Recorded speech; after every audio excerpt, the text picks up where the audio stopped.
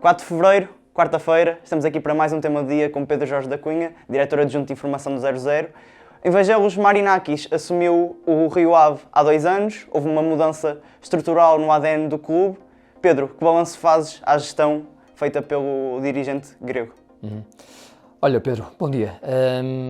Este tema já estava pensado há algum tempo. Aliás, também estou a preparar um artigo de opinião compilado sobre o Rio Ave também, e este novo Rio Ave, porque há aqui uma alteração radical do ADN do clube, mesmo da ligação do clube à comunidade. Mas vou tentar contextualizar para que as pessoas que estão menos a par do tema possam perceber o que é que está em causa. Acredito que os vilacondenses saibam tudo isto, vou-lhes pedir alguma paciência, mas para quem está menos atento ao que se passa na Rio Ave é importante explicar tudo isto. Bem, em novembro de 2023 foi aprovada em Assembleia Geral a entrada do grego, do milionário Marinakis, no capital social da nova SAD, que haveria de ser formalizada depois em junho de 2024. 80% do capital dessa SAD, formalizada em junho de 2024, passou, portanto, para as mãos de Marinakis, que já é o proprietário, como se sabe, do Olympiacos e do Nottingham Forest.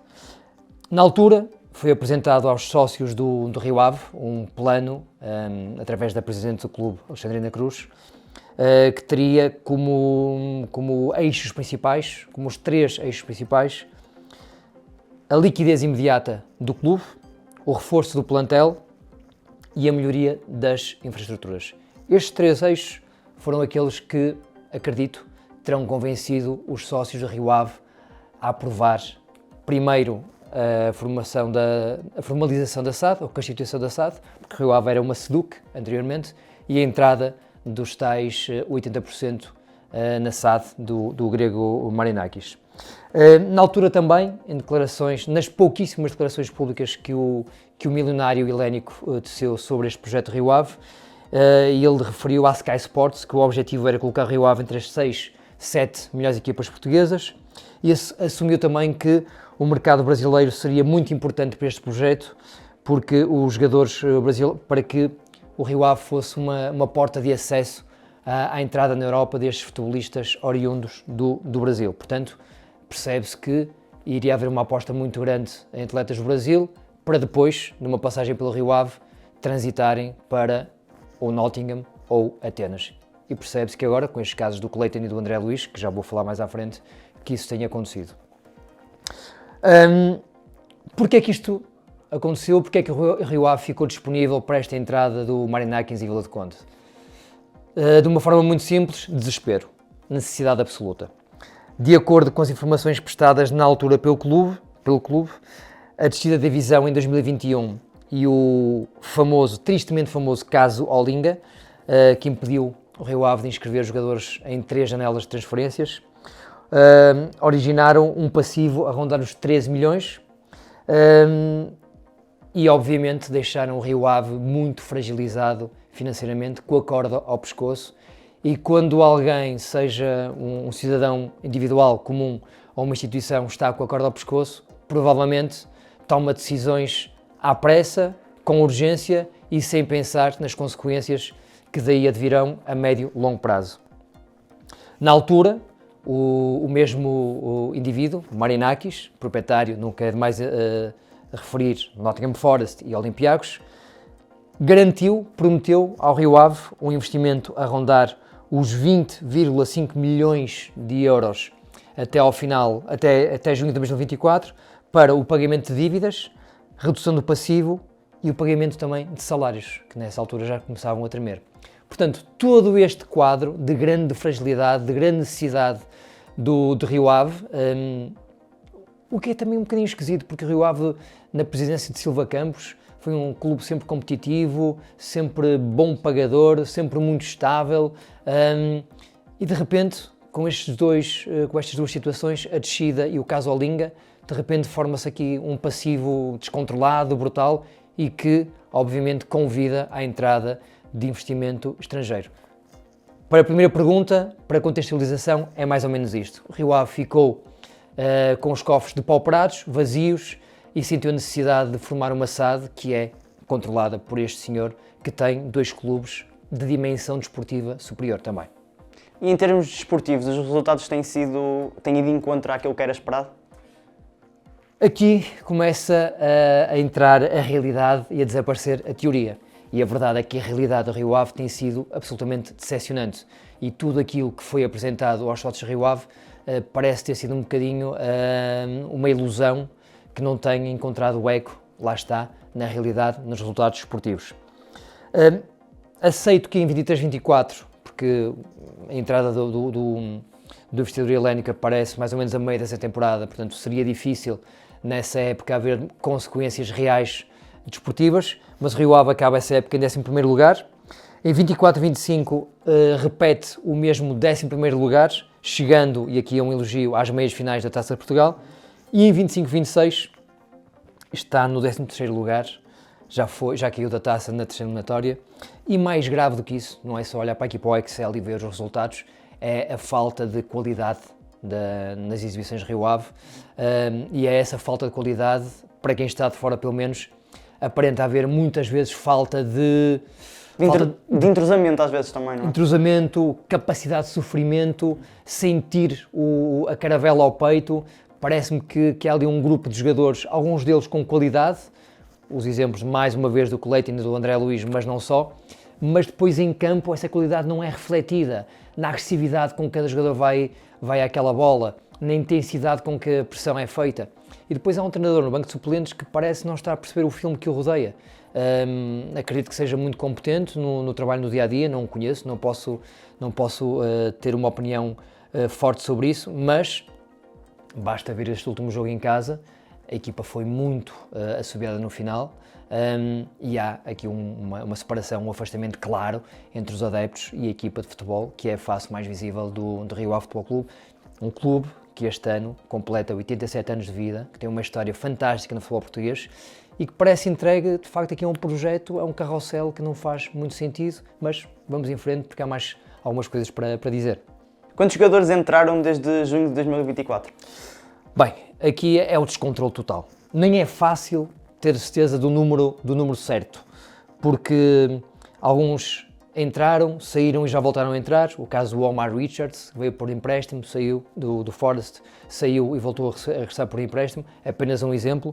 Mas, de forma muito aproximada, estamos a falar entre 45 e 50 jogadores.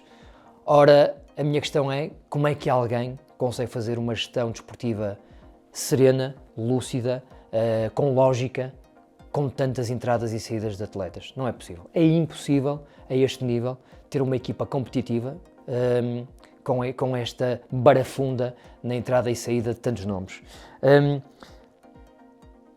Acresce aqui depois outro dado muito relevante. O Rio Ave, de facto, tem investido milhões.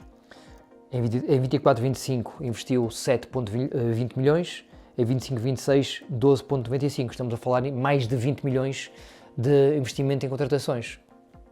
Portanto, estas verbas para a realidade portuguesa são importantes e isto, à partida, lá está novamente a teoria, faria com que o Rio Ave estivesse muito melhor desportivamente, estaria muito mais acima na Primeira Liga. Só que depois nós olhamos para os jogadores que estão naquele plantel e não percebemos como é que eles vão encaixar na ideia do treinador. Ou seja, parece um bocadinho um joguinho de computador, de Football Manager, em que vamos tentando preencher as posições com nomes um bocadinho aleatórios e não se percebe muito bem o que é que os investidores deste Rio Ave pretendem para este projeto. Há ambição desportiva ou é apenas para tentar aqui gerir um bocadinho os jogadores que fazem parte deste conglomerado de 3 clubes, nunca esquecendo que parece que a prioridade do Sr. Marinakis é o Olympiacos, a seguir o Nottingham Forest e o Rio Ave na base da pirâmide. Estamos a subverter toda a lógica que deve obedecer à gestão de um clube histórico como o Rio Ave, que se entregou nas mãos de um homem que tem milhões, mas que não tem ideias, não tem pensamento para o Rio Ave. Tem apenas, aparentemente, lá está, aquela garantia de que vou pagar as vossas dívidas, vou pagar os vossos salários, mas a partir daí a gestão é minha, seja má, seja boa, seja razoável, vocês deixam de ter aqui algo a dizer. Infelizmente, Pedro, este caso do Rio Ave, que é aquele que está a ser analisado hoje aqui no Tema do Dia, não é caso único em Portugal.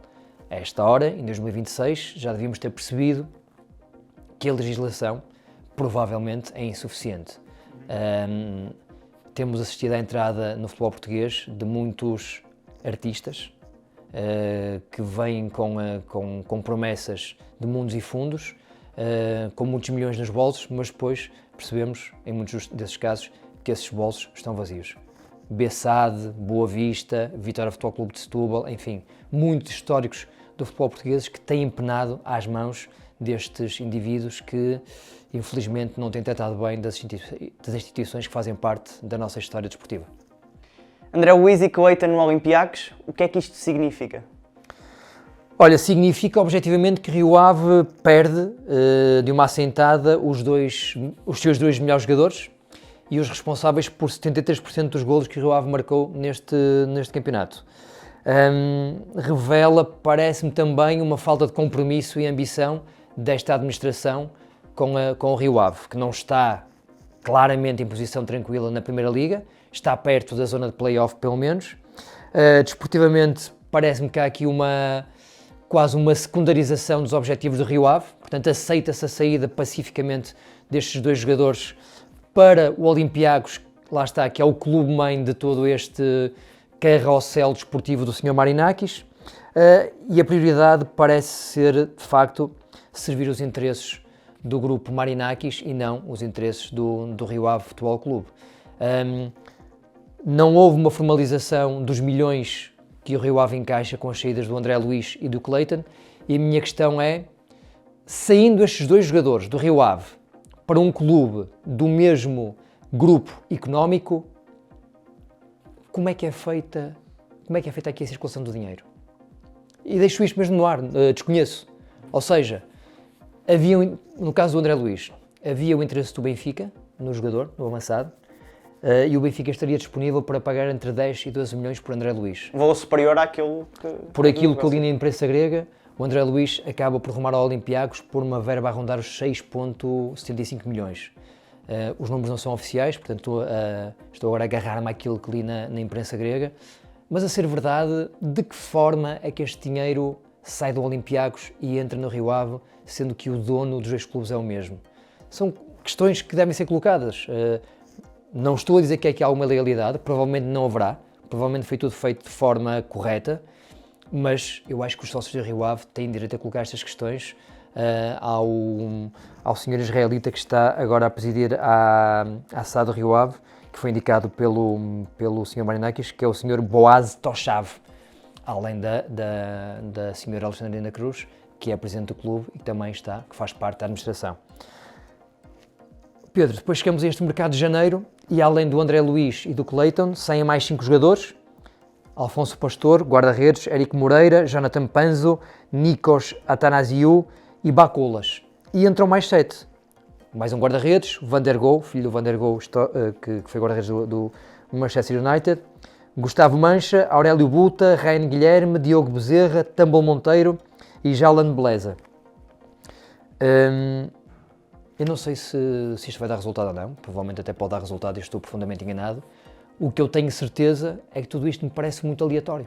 Sim. Não há estabilidade. Não há estabilidade. Chegamos a uma equipa que está a tentar encontrar-se, que tem um treinador que vem de fora e que estará agora também a perceber um bocadinho mais a Liga Portuguesa.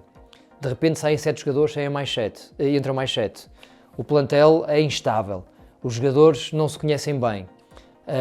Depois, os sócios Rio Ave ficam naturalmente desconfortáveis a olhar para aquela equipa, veem as suas camisolas, veem o seu emblema, mas não se sentem representados minimamente, porque falta muita coisa a este Rio Ave. Este não é o Rio Ave que nós aprendemos a admirar, não é claramente o Rio Ave que eu vi jogar ao longo dos anos 80, 90, a início do século XXI, a dar que fazer aos maiores clubes portugueses, não é o Rio Ave que eu vi até há poucos anos a ir com o Milan a um desempate por grandes penalidades, não é um Rio Ave que eliminou o Elfsborg nas provas europeias de uma forma histórica, não é o Rio Ave que esteve nos Jamor a lutar pela Taça de Portugal, não é o Rio Ave que esteve a lutar também na final da Taça da Liga. Portanto, deste Rio Ave que eu aprendi enquanto crescia, a admirar e a identificar como um dos grandes emblemas do norte do país e preponderância de todo Portugal, não é claramente este Rio Ave que eu vejo hoje em dia nos relevados da Primeira Liga. Por fim, é importante também falar dos recursos humanos e também das infraestruturas. O que é que se sabe sobre este tópico? Bem, numa Assembleia Geral realizada no dia 31 de outubro de 2025, a SAD Rio Avista apresentou um projeto que intitulou de Master Plan e que, no papel, contempla as seguintes infraestruturas. Portanto, ficou prometida aos sócios a construção de uma bancada nascente até 2028, nesta altura Rio Ave, aliás já quase há 5 anos que Rio Ave anda a jogar nos Arcos apenas com uma bancada, que é algo também inimaginável num campeonato que quer estar entre os melhores da Europa. Portanto, a SAD garante que num prazo de 2 anos e pouco essa bancada nascente estará reconstruída, reposta e com boas condições. Promete também a requalificação de toda a zona envolvente do Estádio dos Arcos. Promete a construção de mais 7 campos relevados, sendo desses 7, 4 de relva natural. E promete também uma estrutura física de apoio ao futebol profissional. Esta estrutura já está praticamente pronta. Portanto, há aqui muito para fazer. Vamos ver de que forma é que os milhões do Sr. Marinakis se vão envolver, de facto, na realidade do Rio Ave, que não é só uma equipa de futebol, é muito mais do que isto. É uma academia de formação. Há centenas de jovens que olham para o Rio Ave como a paixão das suas vidas, a prioridade das suas vidas também desportivas e que dão tudo para um dia jogarem na equipa principal do Rio Ave. Mas para isso tem que haver condições. E a verdade é que, se a nível infraestrutural parece haver aqui um plano, vamos ver se vai ser cumprido ou não, depois há o outro lado negro da moeda que tem a ver com a gestão dos recursos humanos. Ainda há poucas semanas fomos confrontados com notícias que depois confirmamos de vários despedimentos feitos de uma forma fria, brutal, em muitos dos casos, que afastaram dezenas de colaboradores do Rio Ave. Posso estar enganado, mas até agora não vi uma explicação formal aos sócios rioavistas em relação a esta remodelação que foi feita nos recursos humanos do clube. Deixo esta parte em aberto. É legítimo que quem tem um negócio possa geri-lo da forma que quiser, mas também é legítimo, da nossa parte, enquanto analistas, enquanto observadores, enquanto profissionais dos mídia, colocarmos aqui muitas reticências e alguns pontos de interrogação sobre estes despedimentos. Eu, para este tema de dia, recorri muito ao blog Reis do Ave, que é um blog que acompanha de uma forma exemplar, muito próxima, a vida do Rio Ave. Os seus elementos sabem muito mais da vida do Rio Ave do que nós, que tentamos informar-nos através de ferramentas que são credíveis, como é este blog. E eu acabaria este tema do dia com algumas frases que li nesse blog, quase como conclusão sobre estes primeiros 2 anos e poucos meses de ligação entre Rio Ave e o projeto Marinakis. E passo a citar. A promessa era continuidade, o resultado é ruptura. A promessa era identidade, o resultado é descaracterização. A promessa era crescimento sustentado, o resultado é desconfiança, medo e saudade. E só mesmo para acabar, eu coloco-me um bocadinho na pele dos históricos do Rio Ave e ponho-me a pensar o que é que sentirão nesta altura o Augusto Gama, recordista de jogos de Rio Ave com 448 jogos oficiais. O que é que sentirá o Gama ao ver este atual Rio Ave? O que é que sentirá o Tarantini com 444 jogos oficiais ao ver este Rio Ave? O que é que sentirá o histórico Niquinha com mais de 300 jogos a ver este Rio Ave? O que é que sentirão o Carlos Brito e o capitão Duarte, histórico capitão dos anos 80, ao verem este Rio Ave? Sentem-se representados? É isto que nós queremos para o nosso futebol? Tenho muitas dúvidas. Obrigado, Pedro. Esta quarta-feira não percam os episódios do Negócio Mistério, Ataque Rápido e o Canto do Sporting. Fiquem connosco, fiquem com o 0-0.